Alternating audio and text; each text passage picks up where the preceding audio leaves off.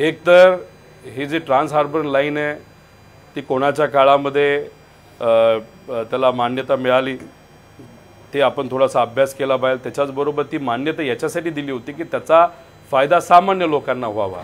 आता तुम्ही जर एका बाजूला 350 रुपये तिथे टोल घेणार असाल, मग तिथं मर्सिडीज, भारी भारी गाड्या, नेत्यांच्या गाड्या, नेत्यांच्या कार्यकर्त्यांच्या गाड्या, पदाधिकारी गाड्या ह्या मंत्रालयापर्यंत लवकर पोहोचाव्यात यासाठी कदाचित ही ट्रान्स हार्बर लाईन त्यांनी केली असावी। 350 हे हास्यास्पद आहे। तुम्ही जर बघितलं तर लोकांना ट्रॅफिकमुळे खूप मोठ्या प्रमाणात अडचण ही सामान्य लोकांना होते, त्यासाठी 350 पेक्षा कुठेतरी ते कमी झालं पाहिजे। नाही तर माझं असं मत आहे, तसंही तुम्ही तुमच्याकडे 40 आमदार जे शिंदे गटाचे गेले त्यांच्या सिक्युरिटीवर तुम्ही खर्च करताय, वायपाट खर्च इकडे तिकडे करताय। एकदा इथला टोलच माफ करा आणि गरीब सामान्य लोकांना त्या ट्रान्स हार्बर लाईनचा फायदा होऊ द्या। त्यामुळे या सरकारने तो पुढाकार घ्यावा।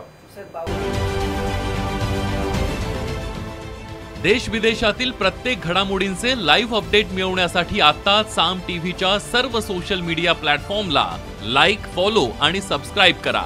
तसंच सर्व नोटिफिकेशनसाठी बेल आयकॉन प्रेस करायला विसरू नका।